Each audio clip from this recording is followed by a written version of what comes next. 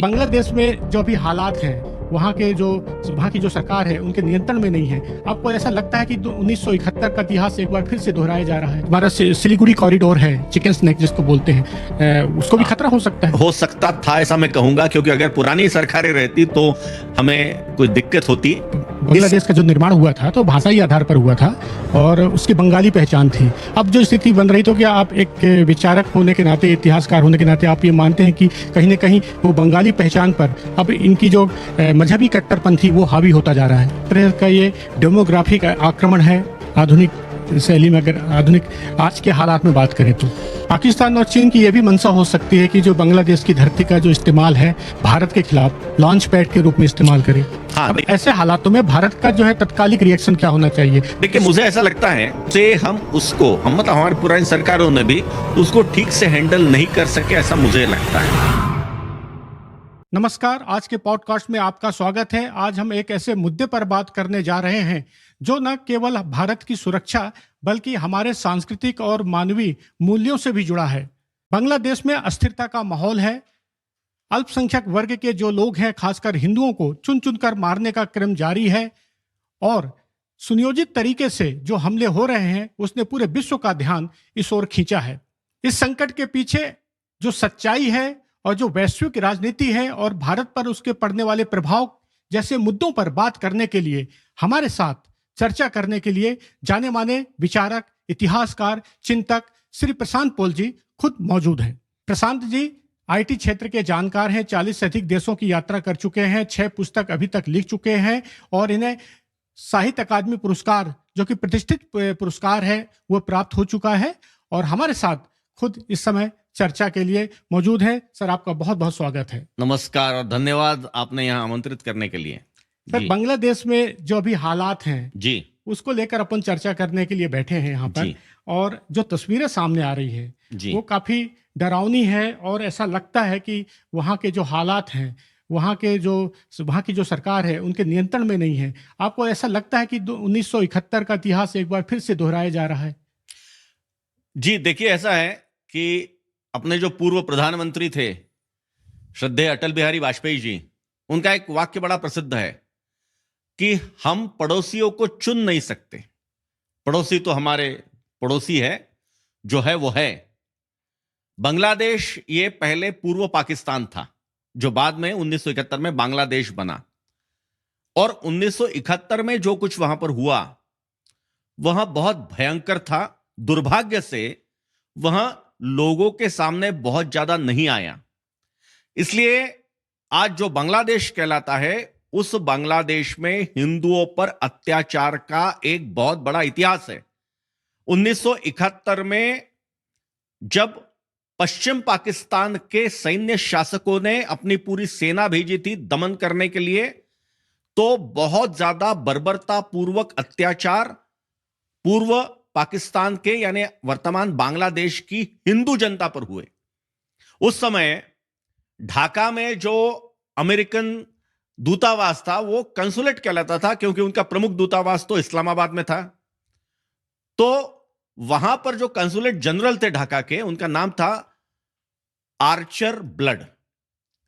वो Archer blood ने जब वो 1971 में, विशेषतः 25 मार्च 71 के बाद जो नरसंहार हुआ, जिनोसाइड, ये शब्द प्रयोग उनका है, और उन्होंने कहा कि हिंदुओं पर इतना भयंकर कत्लेआम हुआ, 1 लाख से ज्यादा हिंदुओं को बांग्लादेश में उस समय पश्चिम पाकिस्तान की सेना ने मारा, अनेक महिलाओं पर बलात्कार किया। इसके ऊपर उन्होंने बहुत ज्यादा करस्पॉन्डेंस किया अपने अमेरिकन आकाओं के साथ। उस समय जो राष्ट्राध्यक्ष थे उन तक ये सारी बात गई, निक्सन तक बात गई, लेकिन वो कोई सुनने के लिए तैयार नहीं थे। एक प्रकार से अमेरिकन छत्र छाया में ये सारा नरसंहार हुआ था। उसके ऊपर गैरी बॉस नाम के एक पत्रकार थे उस समय ढाका में, उन्होंने बहुत अच्छी एक पुस्तक लिखी है और वो पुस्तक है द ब्लड टेलीग्राम। यह ब्लड टेलीग्राम, अगर बांग्लादेश को समझना है, बांग्लादेश के हिंदुओं पे किस प्रकार से अत्याचार हुए हैं यह समझना है, तो यह ब्लड टेलीग्राम पुस्तक भी अवश्य रूप से पढ़ना चाहिए। इस ब्लड टेलीग्राम में उन्होंने सारी घटनाओं का वर्णन किया है किस प्रकार से अत्याचार हुए, बलात्कार हुए, इसका पूरा वर्णन है। और उससे भी ज्यादा यह है कि यह आर्चर ब्लड किस प्रकार से अमेरिका को सारा बता रहे थे, लेकिन अमेरिका किस प्रकार से इसकी ओर दुर्लक्ष्य कर रही थी, देख नहीं रही थी।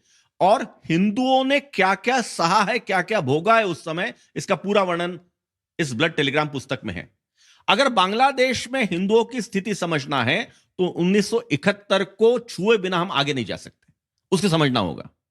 और 1971 में जब शेख मुजीबुर रहमान के नेतृत्व में जो अवामी लीग थी उसको बहुमत मिला, तो पाकिस्तान में अकेले बांग्लादेश का जो बहुमत था वो पूरे पाकिस्तान, जो पूरा पश्चिम पाकिस्तान था, उसमें कहीं ज्यादा था। तो सत्ता तो मुजीबुर रहमान को देना चाहिए थी, लेकिन उन्होंने मुजीबुर रहमान को गिरफ्तार कर लिया और फिर सारा वो नाटक हुआ। अब एक समझने की बात है, ये मुजीबुर रहमान भी कौन थे? अगर इनका इतिहास देखा तो शहीद सुहरावर्दी के साथ ही थे। इन्होंने साथ में जो डायरेक्ट एक्शन डे था, उस डायरेक्ट एक्शन डे में नोआखाली के नरसंहार में ये भी शामिल थे। तो ये कोई अलग नहीं है। इसलिए बांग्लादेश का इस प्रकार से इतिहास है, यह सब मिला जुला इतिहास है। इसलिए हमें बांग्लादेश को समझना होगा तो यह समझना होगा कि वहां पे हिंदुओं की एकजुट बहुत ज्यादा आवश्यक थी, जो उस प्रकार से नहीं हो सकी। उसका कारण है कि पहले हिंदू बांग्लादेश में जिनकी संख्या जब 1971 के पहले 22 से 23% थी, जब बांग्लादेश बना तब तो 28% थी, लेकिन बाद में 22 से 23% थी, वो घटते घटते इस समय 7.9% बची है। अभी 2022 में वहां पे बांग्लादेश में जो जनगणना हुई उसमें 7.9% है हिंदुओं की वहां पे संख्या। तो इस सबके कारण वहां पर बांग्लादेश में लगातार हिंदुओं पर आक्रमण, अत्याचार हो रहे हैं। यह बात हकीकत है, यह बात सत्य है। एक तरह से फिर हालात अब बदतर होते जा रहे हैं, तो क्या इसे आप मानते हैं कि एक तरह का ये डेमोग्राफिक आक्रमण है आधुनिक शैली में, अगर आधुनिक आज के हालात में बात करें तो? हाँ, देखिए, यह बात अवश्य है कि वहां पर बांग्लादेश में इस समय अराजक है, अनार्की जिसको कहते हैं, उस प्रकार का वातावरण बन गया है। जिन मोहम्मद यूनुस को, जिनको नोबेल प्राइज मिला है, जो ग्रामीण बैंक के कारण पूरे विश्व में चर्चित हुए थे, वे भी एक प्रकार से रेडिकल इस्लामी नेता के रूप में ही उनका प्रोजेक्शन इस समय हो रहा है। हिंदुओं पर इतना अत्याचार हो रहे हैं, लेकिन मॉब लिंचिंग की घटना भी हमने देखी है। दीपू दास का जो मॉब लिंचिंग हुई, पूरे विश्व ने उसको देखा है। उसके बाद भी उसके ऊपर सरकार लगभग मौन है, उसके लिए बहुत कुछ नहीं कर रही है, मॉब लिंचिंग बचाने के लिए कुछ नहीं कर रही है। लगातार रोज खबरें आ रही है कि वहां पे हिंदुओं पर अत्याचार हो रहे हैं। यह बहुत बड़ा अराजक बांग्लादेश में निर्माण हुआ है। और आज जो घटना हुई है, बेगम खालिदा जिया, उनकी मृत्यु हो गई। वो 80 वर्ष की थी। मृत्यु स्वाभाविक रूप से हुई, अनेक उनको बीमारियां थी, अस्पताल में भर्ती थी। अब बांग्लादेश में तो यह भी बात चल निकली है कि उनका बेटा जो लंदन से इतने वर्षों के बाद वहां आया, उसने प्लग निकाल लिया। ऐसी भी बात चल रही है कि ताकि जो सहानुभूति की लहर है वो BNP party, Bangladesh nationalist party को मिल जाए और चुनावों में, जो फरवरी में चुनाव है, उसमें वो जीत जाए। लेकिन इन सब के बीच में ये अराजक परिस्थिति, वो चुनाव, उन सब के बीच में संगठित रूप से हिंदुओं का आवाज वहां पर जो उठना चाहिए बांग्लादेश के अंदर, वो उतना नहीं उठ रहा है। उठ रहा है, वो कुछ मोर्चे निकाल रहे हैं, कुछ रैलियां कर रहे हैं, लेकिन बहुत सीमित है। तो जो एक उनकी ताकत के रूप में उभरना चाहिए वो नहीं हुआ है।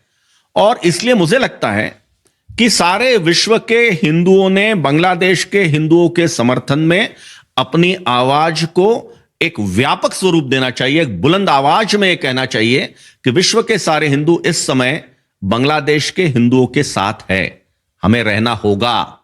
यह बहुत आवश्यक है, सिर्फ बांग्लादेश के हिंदुओं के लिए नहीं, तो विश्व के सारे हिंदुओं के लिए संगठित शक्ति के रूप में इस समय एक आवाज आना बहुत आवश्यक है। जैसे कि बताते हैं कि बांग्लादेश का जो निर्माण हुआ था तो भाषाई आधार पर हुआ था और उसकी बंगाली पहचान थी। अब जो स्थिति बन रही, तो क्या आप एक विचारक होने के नाते, इतिहासकार होने के नाते, आप ये मानते हैं कि कहीं न कहीं वो बंगाली पहचान पर अब इनकी जो मजहबी कट्टरपंथी वो हावी होता जा रहा है? हाँ, मैं सहमत हूं आपसे। आप बिल्कुल ठीक कह रहे हैं कि 1971 का जो मूल रूप से विभाजन हुआ, एक प्रकार से अलग बांग्लादेश बना, उसका कारण ही मूल रूप से भाषा था। पश्चिम पाकिस्तान के जो नेता थे वो उर्दू थोपना चाह रहे थे।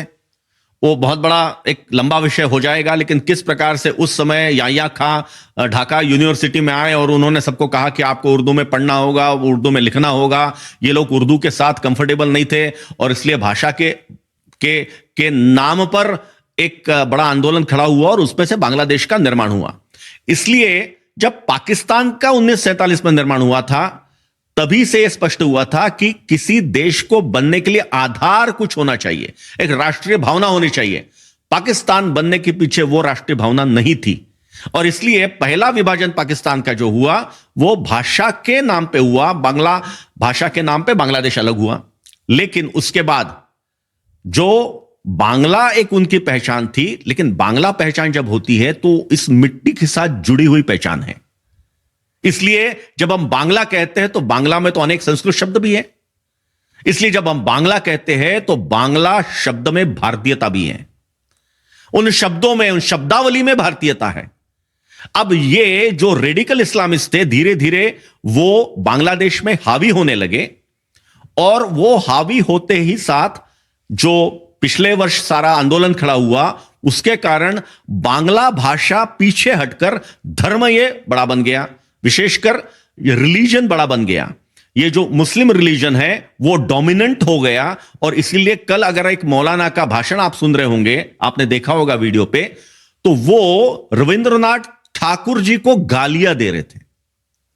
आप कल्पना कर सकते हैं बांग्लादेश में और पश्चिम बंगाल में गुरुदेव रविंद्रनाथ ठाकुर टैगोर, ये एक इतने श्रद्धा के साथ उनका नाम लिया जाता है और बड़ी एक सुंदर सी बात थी कि एक ऐसे व्यक्ति ने लिखी हुई कविताएं या गीत, ये दो राष्ट्र के राष्ट्रगीत थे। तो भारत का भी राष्ट्रगीत था और वैसी बांग्लादेश का भी जो राष्ट्रगीत था वो लिखा था रविंद्रनाथ टैगोर जी ने। उनको वो मौलाना गाली दे रहा है। वो कह रहा है कि रविंद्रनाथ टैगोर तो सारे हिंदुओं के विरोधी थे, ये देश के विरोधी है, बांग्लादेश के विरोधी है। ये यहां पर जिस बांग्ला अस्मिता के कारण, बांग्ला पहचान के कारण बांग्लादेश खड़ा हो रहा था, उसी बांग्ला पहचान पे कुठाराघात हो रहा है, आघात हो रहा है। ऐसे इसमें बांग्लादेश राष्ट्र के रूप में बचना ये आगे जाके कठिन होगा, उसमें भी दिक्कतें आएंगी। अकेले, क्योंकि धर्मीय आधार तो नहीं था, अब भाषा आधार था, तो भाषा के आधार पर ही चोट हो रही है। इसलिए आने वाले दिन और ज्यादा कठिन और खराब होंगे बांग्लादेश के लिए। कुछ विचारकों का यह भी मानना है कि 1947 में जो आबादी का विनिमय होना था, मतलब जो एक्सचेंज ऑफ पॉपुलेशन, वो नहीं हुआ, जिसका परिणाम आज ये सामने है। हाँ, मैं सहमत हूं आपसे। विभाजन के जो समर्थक थे, विशेषकर डॉक्टर बाबा साहब आंबेडकर विभाजन के समर्थक थे। बाकी लोग थे वो तो विभाजन के समर्थक नहीं थे, विभाजन नहीं होना चाहिए। आंबेडकर जी इसलिए कह रहे थे, वो हिंदू मुस्लिम सह अस्तित्व के लिए सहमत ही नहीं थे। वो कह रहे थे कि कभी भी हिंदू मुस्लिम साथ नहीं रह सकते, आंबेडकर जी का एक प्रमुख वाक्य था।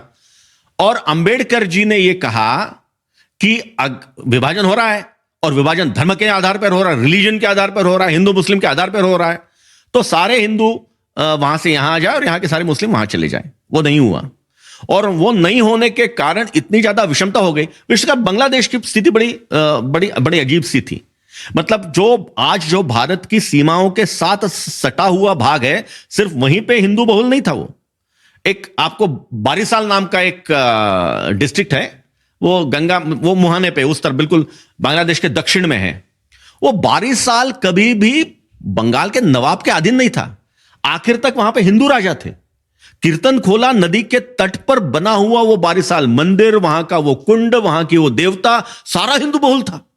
अब वो सारा हिंदू बहुल क्षेत्र जब बांग्लादेश में चला गया, मुस्लिम बन गया, तो स्वाभाविक रूप से वहां पे अड़चनें तो आएंगी, और जो हिंदू बहुल लोग वहां से निकलने के लिए उनका मन भी नहीं था शुरुआत में, तो उनके ऊपर ऐसे अनेक लोगों के ऊपर अत्याचार हुए। इसलिए सबका मानवीय पहलू जो है वो बहुत दुखद है। मतलब हिंदुओं ने इतना ज्यादा सहा है इस सब के कारण, हमारे जो पुरखे थे, हमारे जो नेता थे, उनकी गलतियों के कारण हमारे हिंदू भाई बहनों ने इतना ज्यादा वहां पर सहा है जो व्यक्त करना कठिन है। और सबसे और गलत बात यह है कि इतना बड़ा नरसंहार हिंदुओं का होता है, जिनोसाइड होता है, और भारत के सामान्य हिंदू को मालूम ही नहीं। 1 लाख लोग को मारा जाता है। 1971 के मार्च के अंतिम दिनों में, 25 मार्च को चालू हुआ, लगभग अगले 8-10 दिनों में 1 लाख हिंदुओं को मारा गया। तो ये तो बड़ा भयंकर था। ऑपरेशन सर्चलाइट जो था वो भी एक इसका हिस्सा था, पाकिस्तान की सेना। बिल्कुल सही कह रहे। पश्चिम पाकिस्तान ने ऑपरेशन सर्चलाइट चलाया और उसके तहत मूलतः उसका वो बांग्ला वहां के लोगों पे तो आक्रमण कर रहे थे, लेकिन प्रमुखता से उनका टारगेट हिंदू थे। वो जो मैं पुस्तक की बात कर रहा हूं, वो पुस्तक में आर्चर ब्लड क्लियर बिल्कुल साफ साफ लिख रहा है कि हिंदू को ही मारा जा रहा है। तो ये बड़ा दुखद उसका पहलू है सारे। सर, इस अस्थिरता के पीछे चीन, अमेरिका, पाकिस्तान की भूमिका कुछ लोग मानते हैं। तो एक विचारक होने के नाते आप इसे किस दृष्टि से देखते हैं, किस एंगल से देखते हैं? क्या इसमें कुछ सच्चाई है?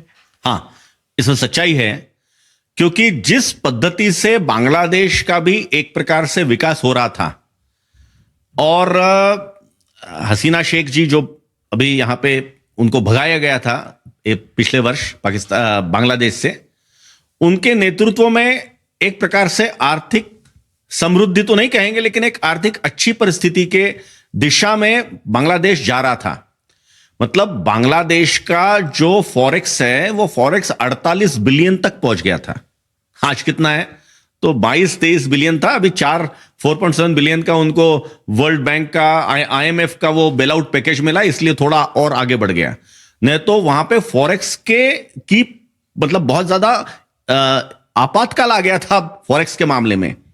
वहां का जो कपड़ा उद्योग है, वो कपड़ा उद्योग पूरे एक्सपोर्ट में, निर्यात में 80% का हिस्सा रखता है।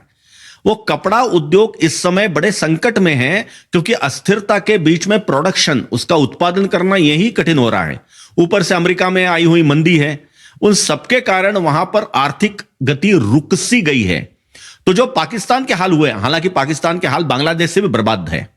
वहां पे तो इस समय जो GDP की ग्रोथ है वो मुश्किल से 2% भी नहीं पहुंच पाएगी। कुछ क्वार्टर्स में, तिमाही में तो वो माइनस में गई है। इनकी लगभग 3% के ऊपर है बांग्लादेश की। लेकिन जो आपने मुद्दा उठाया है कि क्या पाकिस्तान, चीन और अमेरिका इनका हाथ है, उत्तर है हां। इसका कारण है कि जो इसके पहले की शेख हसीना सरकार थी, उनका भारत के साथ बहुत अच्छे संबंध थे, और भारत के साथ अच्छे संबंध होने के कारण ही एक बड़ा कारण था कि जिसके कारण उनका ट्रेड, उनका व्यापार और उनकी आर्थिक स्थिति सुधर रही थी और वो ऊपर की ओर जा रहे थे। ये स्वाभाविकता इन देशों के लिए ठीक नहीं था। जो पॉलिटिकल सिचुएशन अगर हम देखें तो उसमें इन लोग को, बांग्लादेश को अनस्टेबल करना ही था। भारत के आसपास के जितने पड़ोसी हैं वे अगर अनस्टेबल रहेंगे तो ये सारी जितनी भू राजनीतिक शक्तियां हैं वो चाह रहे हैं। इसलिए तय करके बांग्लादेश में रेडिकल इस्लामिज्म बोया गया, लाया गया, उसको हवा दी गई, उसको फंड्स दिए गए, पैसे दिए गए, और उसके माध्यम से जो कट्टरपन है, वो कट्टरपन इस्लाम का, वो वहां पे आगे लाया गया। तो जो बांग्लादेश का 1971 की क्रांति के बाद एक सुसंस्कृत ऐसा चेहरा था, एक संस्कृति के साथ, बांग्ला संस्कृति के साथ आगे बढ़ने वाला जो चेहरा था, वो चेहरा दब गया। और बांग्लादेश का चेहरा इस समय कट्टर इस्लामी चेहरा बनकर सामने आ रहा है। वहां अराजक है और वही ये सारी शक्तियां चाह रही हैं। इसलिए इन लोगों ने उसको हवा दी, इन लोगों ने इस प्रकार के आंदोलन को अराजक बनाने में पैसा डाला और सारी लॉजिस्टिक की मदद भी की, जिसके कारण आज बांग्लादेश के ये हालात हैं। ऐसा भी तो हो सकता है कि सर अमेरिका भारत को अस्थिर करने के लिए, भारत को घेरने के लिए पड़ोस में कोई ऐसी कठपुतली सरकार चाहता हो जो भारत के प्रति मित्रवत ना हो। हाँ, बिल्कुल सही बात है। और 1971 में भी तो वही तो कर रहे थे वो। इसलिए पाकिस्तान का जिस प्रकार से समर्थन अमेरिका ने 1971 में किया था, उसके बाद भी किया था, तो अपना भू राजनीतिक संतुलन बनाने के लिए, बैलेंस बनाने के लिए अमेरिका इस प्रकार के ऐसे देशों के साथ जरा थोड़ा समर्थन उनको देता है, उनके साथ रहता है। वही बात वो दोहरा रहे हैं बांग्लादेश में। और बांग्लादेश में अनेक कारण हैं जिसके कारण शायद ट्रंप सरकार है, उसके पहले की भी सरकार चाहती होगी कि बांग्लादेश पूरे अमेरिका के अधीन रहे। और इसलिए ये सारा जो आंदोलन हुए और सब कुछ हुए, उसके पीछे इन सारी बाहरी शक्तियों का तो निश्चित रूप से हाथ है और उनका इन्वॉल्वमेंट भी है। तो सर एक दिक्कत ये भी हो सकती है कि जो हमारा सिलीगुड़ी कॉरिडोर है, चिकन स्नेक जिसको बोलते हैं, उसको भी खतरा हो सकता है। हाँ, देखिए ऐसा है कि हो सकता था, ऐसा मैं कहूंगा, क्योंकि अगर पुरानी सरकारें रहती तो हमें कोई दिक्कत होती। इस समय जिस प्रकार की रचना अपनी भारत सरकार ने वहां पर की है, वो देखना है तो आपको सिलीगुड़ी कॉरिडोर में जाना चाहिए, जरूर जाना चाहिए। और मैं सबको कहता हूं कि उस भू राजनीतिक परिस्थिति को हम सारे लोग समझे। पहली बार ऐसा हुआ है कि बिल्कुल सिक्किम तक रेल लाइन गई है। वो सारे कॉरिडोर को हम स्ट्रेंथन कर रहे हैं। वहां लॉजिस्टिक सपोर्ट बहुत बेहतर बन गया है। वहां आर्मी का डिप्लॉयमेंट बहुत अच्छा है। वहां सड़कों की परिस्थितियां बहुत अच्छी है। इसलिए चिकन नेक और वो जो सिलीगुड़ी कॉरिडोर है, उसमें कुछ होगा ऐसा लगता नहीं है। उसके उलट आजू बाजू का जो प्रदेश है, वो भारत अगर उसको ठीक से ये कर ले तो बल्कि पहले जो परिस्थिति थी, चिकन नेक एक बहुत ज्यादा अपने कमजोर कड़ी थी पूरे अपने देश के सुरक्षा की यंत्रणा में, वो अब मजबूत कड़ी के रूप में सामने आ रही है। इसलिए चिकन नेक पे इसका असर होगा ऐसा मुझे लगता नहीं है। उलट मैं ये कहूंगा कि पिछले 8-10 वर्षों में ये पूरा सारा जो क्षेत्र है वो अभी बहुत ज्यादा मजबूती की ओर बढ़ रहा है। वो उन लोग के लिए कष्टप्रद होगा, हम लोग के लिए तो अच्छा है। पाकिस्तान और चीन की यह भी मंशा हो सकती है कि जो बांग्लादेश की धरती का जो इस्तेमाल है भारत के खिलाफ लॉन्च पैड के रूप में इस्तेमाल करे। हाँ, देखिए ऐसा है, अभी पाकिस्तान के नेताओं के वक्तव्य अगर आपने देखे होंगे, हम सभी ने देखे हैं, तो उसमें से ध्यान में आता है कि पाकिस्तान ने बांग्लादेश के नाम पे बहुत बड़ी चोट खाई है। अब चोट इसलिए खाई है कि वो उन्हीं की करतूत थी, जिस प्रकार का अत्याचार उन्होंने किया और जिस प्रकार का गलत काम उन्होंने किया बांग्लादेश के प्रति, तो उसके कारण उनको बांग्लादेश से हाथ धोना पड़ा। लेकिन उसके कारण सारे पाकिस्तानियों के दिल में गहरी जख्म है और उनको लगता है कि भारत ने हमसे बांग्लादेश को तोड़ दिया, जो हकीकत भी है। उसके कारण पाकिस्तान हमेशा भारत से बांग्लादेश बनाने का बदला लेना चाहता है। इसलिए अगर ये बांग्लादेश, मतलब कई बार बड़ा आश्चर्य लगता है कि जिस पाकिस्तान ने आज के बांग्लादेश में ऐसे अनगिनत अत्याचार किए, उसको इतने दरिद्री परिस्थिति में पहुंचाया, ऐसे पाकिस्तान के प्रति आज जो रेडिकल इस्लामिस्ट है, कट्टरपंथी इस्लामी नेता है बांग्लादेश के, वो पाकिस्तान का गुणगान कर रहे हैं। पाकिस्तान के साथ बात करने की और पाकिस्तान के साथ समझौते करने की बात आगे बढ़ रही है। अभी ढाका कराची की फ्लाइट स्टार्ट हो गई। वहां के बड़े जो राजनीतिक नेता है, प्रशासनिक अधिकारी है पाकिस्तान के, वो बांग्लादेश आ रहे हैं, बांग्लादेश के लोग वहां जा रहे हैं। तो इस सब के कारण ये जो मैं ये कहूंगा कि ये जो इस प्रकार का वातावरण बन रहा है, वो आगे जाकर बांग्लादेश के लिए बहुत दुखद होगा, कठिन होगा, ये निश्चित है। अब ऐसे हालातों में भारत का जो है तत्कालिक रिएक्शन क्या होना चाहिए, कि सॉफ्ट पावर के रूप में रहे या हार्ड पावर की तरफ जाए? देखिए, मुझे ऐसा लगता है कि बांग्लादेश में जिस प्रकार से इस्लामी कट्टरपन बढ़ा, एक प्रकार से हम उसको ठीक से राजनीतिक रूप से हम मतलब हमारी पुरानी सरकारों ने भी उसको ठीक से हैंडल नहीं कर सके, ऐसा मुझे लगता है। मतलब हमारा जो हावी होना चाहिए था, उतने हम हावी नहीं हो सके, या हमारे जो समर्थित सरकार थी एक प्रकार से, जो जिसके साथ हमारे संबंध ताल्लुकात बहुत अच्छे थे, ऐसी शेख हसीना की सरकार, वो सरकार जाना, ये हमारी एक प्रकार से नीति पर आघात था। इसका हमें स्वीकार करना चाहिए, पहली बात। दूसरी बात, बांग्लादेश बहुत ज्यादा अनुपात में भारत पर निर्भर है, डिपेंडेंट है। इसलिए भारत ने अगर चाहा तो भारत कल ही उसको घुटने पे ला सकता है, बहुत कठिन नहीं है। लेकिन भारत चाहता है कि हमें बांग्लादेश के लोगों का दिल जीतना है। वहां पे जो इस्लामी कट्टरपन सामने आया है, वो पूरे बांग्लादेश का अभिमत नहीं है। बांग्लादेश की सामान्य जनता भारत के साथ मित्रता चाहती है, ऐसा मानना है। और इसीलिए ये जो कट्टरपंथी नेता है, इनको अगर अलग किया और बांग्लादेश के जनता के साथ सीधा संवाद अगर भारत का हुआ तो वो अच्छा रहेगा, ये मुझे लगता है भारत का मानना है। और उसी पद्धति से भारत की सारी जो नीतियां हैं वो हो रही है, ऐसा मुझे लगता है। तो इस पूरे मामले में जो अंतर्राष्ट्रीय मीडिया है उसकी अगर बात करें तो कुछ लोग ये भी कह रहे हैं कि जो अंतर्राष्ट्रीय मीडिया बौद्धिक दोहरापन निभा रहा है। कहीं ना कहीं जो अल्पसंख्यक वर्गों के ऊपर जो वहां पर हमले हो रहे हैं उसको लेकर वो उसका मुंह बंद है। हाँ, ये बात तो हो रही है। आप देखिए, पाकिस्तान में इतने ज्यादा अत्याचार हिंदुओं पर हो रहे हैं और बांग्लादेश में इतने अत्याचार हो रहे हैं। जब 1971 में सारा वो जो जिनोसाइड हुआ, नरसंहार हुआ हिंदुओं का, उस समय सोशल मीडिया नहीं थी, इसलिए शायद वो पूरा उसकी व्यापकता या उसकी ग्रेविटी हिंदुओं तक नहीं पहुंच पाई शायद। लेकिन अब तो सोशल मीडिया है। हमने वो दीपू दास का वो लिंचिंग किस प्रकार से हुआ, वो अत्यंत दुखद और बीभत्स घटना देखी है।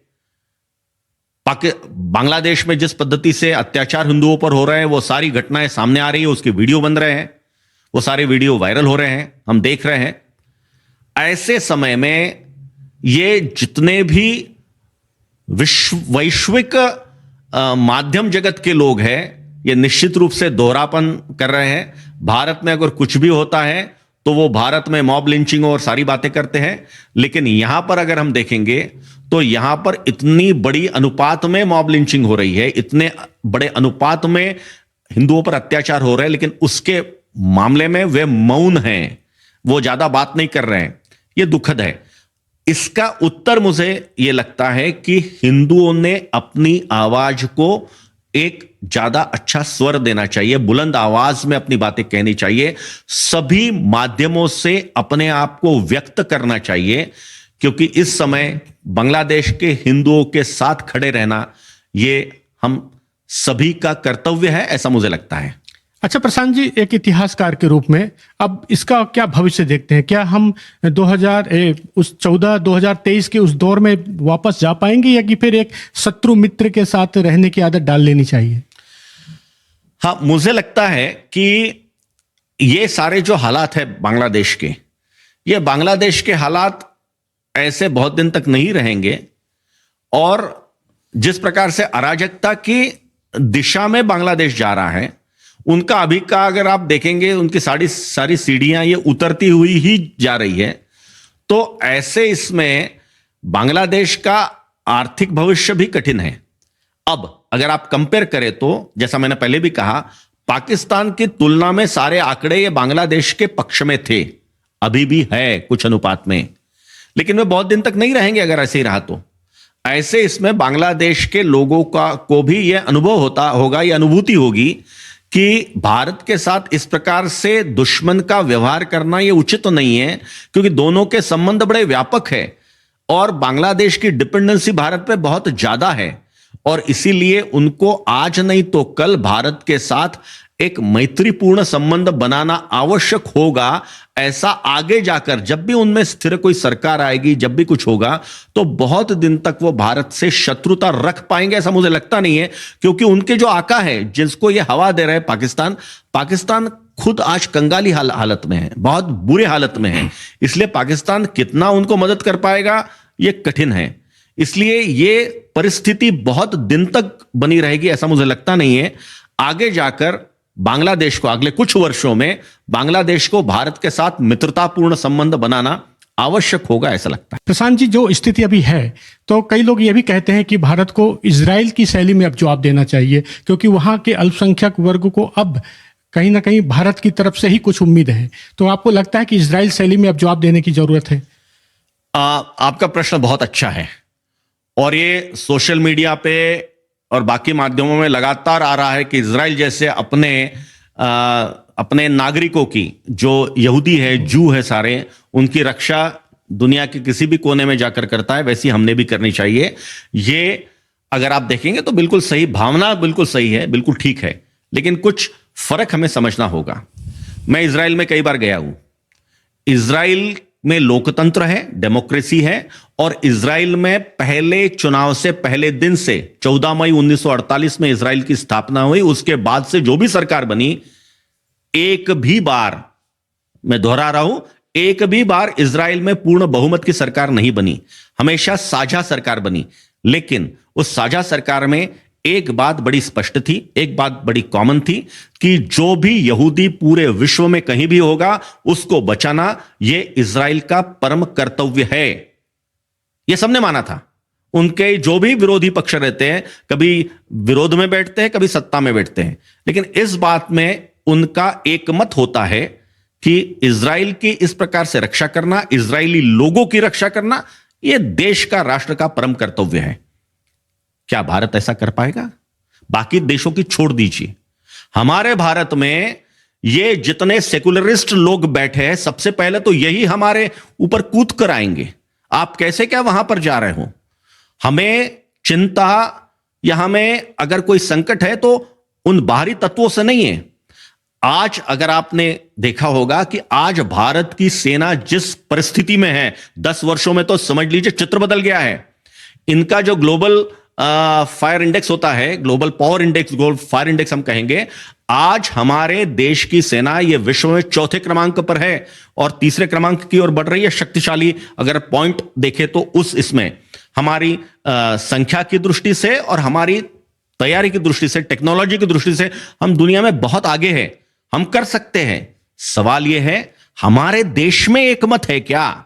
सवाल यह है कि हमारे देश के आज के जो विरोधी पार्टी के नेता है, विरोधी नेता, विरोधी पक्ष नेता, संसद में विरोधी जो नेता है, वो बाहर के देश में जाकर अपने देश की सिक्योरिटी के बारे में प्रश्न चिन्ह खड़ा करते हैं, अपने देश की सेना के बारे में प्रश्न चिन्ह खड़ा करते हैं।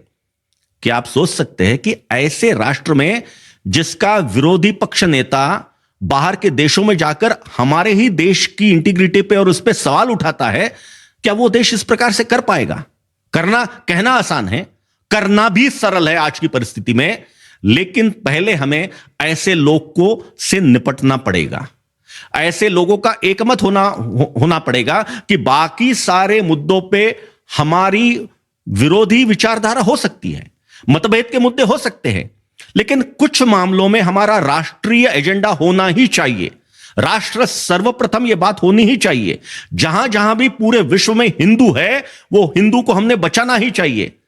क्या हम ये कह सकते हैं? क्या हमारी सारी पार्टियां इस बात पर सहमत होगी कि जहां भी पूरे विश्व में हिंदू है, उनको बचाना चाहिए? इसका कारण है कि पूरे विश्व में शायद 2 ही देश ऐसे हैं जिनके नागरिकों के पास उन देश के अलावा दूसरा कोई सहारा नहीं है। पूरे विश्व में हिंदू अगर पीटता है, उसको कोई अगर मारता है, कहां जाएगा? भारत में आएगा। पूरे विश्व में अगर किसी यहूदी को किसी जू के साथ, इजरायली के साथ अगर कोई कुछ करता है, कहां जाएगा वो? इजरायली तो जाएगा ना। एक ही तो राष्ट्र है दोनों के पास। हमारे पास अकेला भारत है। अगर यह भारत चाहे तो कर सकता है, इसलिए सारे हिंदुओं को बचाना यह भारत का कर्तव्य है। लेकिन वो कर्तव्य करने के पहले हमारे राष्ट्र में एकमत होना चाहिए। हम लोगों ने प्रश्न पूछना चाहिए ऐसे लोगों से जो हमारी देश की सुरक्षा के ऊपर, हमारी देश की सेना की मंशा के ऊपर, हमारे देश की सेना की काबिलियत के ऊपर विदेशों में प्रश्न पूछते हैं। पहले उनसे प्रश्न पूछना चाहिए। और यह जब होगा, मैं यकीन से आपको बताता हूं कि यह देश पूरे विश्व में जहां भी हिंदू होगा और एक भी हिंदू अगर मार खाएगा तो यह देश उसके साथ रहेगा, निश्चित रूप से। अब इससे हटकर एक और सवाल है कि जी। जो जनसंख्या नियंत्रण की बात की जा रही है, क्योंकि ये भी एक बहुत जरूरी है और अब वक्त आ गया है, लोग कह रहे हैं कि इस पर भी अब स्पष्ट रूप से एक्शन लेने की जरूरत है। हाँ, देखिए ऐसा है, जनसंख्या कानून के ऊपर तो काफी बहस इस देश में चली है और जनसंख्या में असंतुलन के जो मामले आ रहे हैं, हमारे सामने सारा डेटा है। पश्चिम बंगाल को हम देख रहे हैं, हम असम को देख रहे हैं, हम बिहार को देख रहे हैं, हम यूपी में को देख रहे हैं। उसके कारण जनसंख्या में असंतुलन बहुत ज्यादा है। किसी के घर में 8-8 बच्चे हैं, 9-9 बच्चे हैं और किसी के घर में एक बालक है।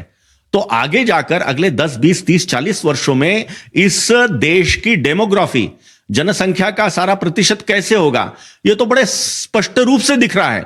उसके लिए किसी चैट जीपीटी की एआई की आवश्यकता नहीं है। आप और हम भी समझ सकते हैं कि यह होगा। इसलिए मुझे लगता है कि इस प्रकार का जनसंख्या कानून बनना यह आवश्यक है, यह बनना चाहिए। तो ही इस देश में एक प्रकार से आगे जाकर भविष्य के लिए संतुलन बना रहेगा। अन्यथा कुछ यूरोप के राष्ट्रों में जिस प्रकार से जनसंख्या का असंतुलन बना है और उसके कारण सब कुछ वहां बदल रहा है, वह भारत में ना हो पाए, इसलिए यह कानून होना यह आवश्यक लगता है। तो प्रशांत जी, आपने बहुत ही बेबाकी के साथ आपने विश्लेषण किया है, उन पहलुओं को भी छुआ है जो अमूमन जो मेन स्ट्रीम मीडिया उसे छूता नहीं है। और उम्मीद की जानी चाहिए कि ये जो आज का खास जो पॉडकास्ट है हमारे दर्शकों को बहुत बहुत पसंद आएगा। आपका बहुत बहुत धन्यवाद। बहुत बहुत धन्यवाद, आपने यहां बुलाया इसलिए बहुत बहुत धन्यवाद। तो दोस्तों, आपको ये वीडियो कैसा लगा? प्रशांत पॉल जी के विचारों से आप कितना सहमत हैं? हमें उम्मीद है कि आप अपने विचार कमेंट बॉक्स में जाकर जरूर लिखेंगे और अगर वीडियो पसंद आए तो अपने लोगों के बीच, अपने मित्रों के बीच इसे शेयर करना ना भूलें और हो सके तो सब्सक्राइब जरूर करें। धन्यवाद।